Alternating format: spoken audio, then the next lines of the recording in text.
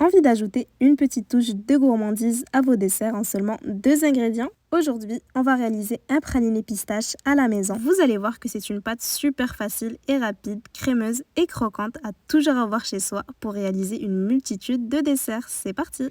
Je prends 400 g de pistaches crues et je les étale bien sur une plaque de cuisson recouverte de papier sulfurisé. Donc on va commencer par les torréfier légèrement. Donc on va les mettre dans le four à 160 degrés pour une dizaine de minutes maximum.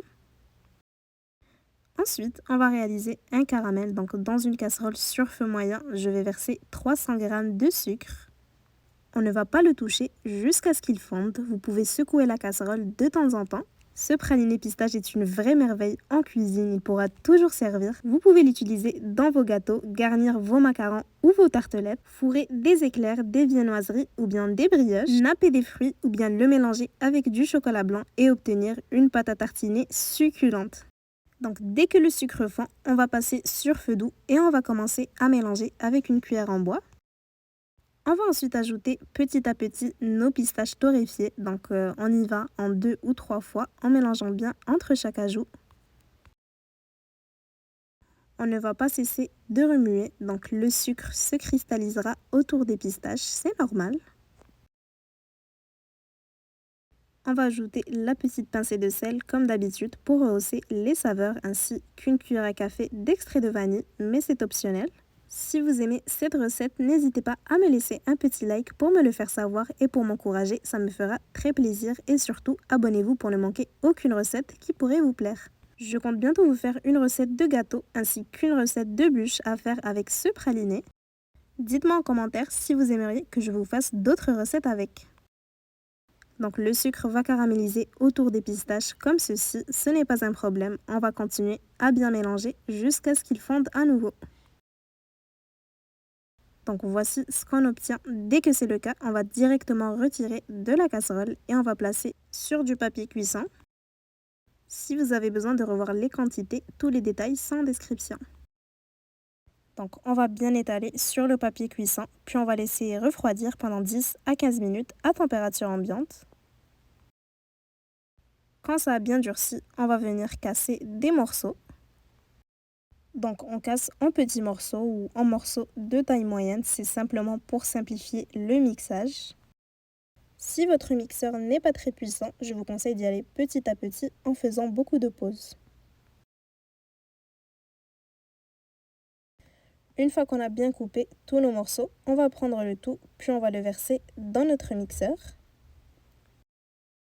Donc on va voir toutes les étapes. On va commencer par obtenir une poudre. Mais on va devoir mixer pendant une vingtaine de minutes jusqu'à ce que l'huile des pistaches commence à s'extraire et que cela forme une pâte bien onctueuse. Donc on va commencer par obtenir une poudre comme ceci. On va de temps en temps venir faire une pause et racler les bords. Donc les ingrédients ici vous donneront 700 g de pâte. N'hésitez pas à multiplier ou à diviser les quantités selon vos besoins. C'est reparti, on continue à mixer. Ensuite, on va obtenir une sorte de pâte assez dure, donc comme ceci. On va encore une fois essayer de décoller des bords. Donc pour la conservation, vous pouvez la garder dans un bocal en verre pendant 2 à 3 semaines dans un placard à l'abri de la lumière. Sinon, vous pouvez la garder un mois au réfrigérateur. Assurez-vous seulement de la ramener à température ambiante avant de l'utiliser. Sinon, on peut aussi la conserver 3 mois au congélateur. L'huile commence à s'extraire. On obtient de plus en plus une pâte bien onctueuse. Donc, on va continuer à mixer un tout petit peu. J'ai également réalisé sur ma chaîne un praliné noisettes et amandes pour ceux qui seraient intéressés. Il est aussi très délicieux. Dites-moi aussi en commentaire quel est votre praliné préféré. Donc on continue à mixer et voici la texture désirée. Donc une pâte bien crémeuse et onctueuse et je ne vous parle pas de l'odeur, ça donne super envie. Et voilà, c'est déjà prêt. On va ensuite la réserver dans notre bocal et la ressortir pour sublimer nos délicieux desserts et se régaler.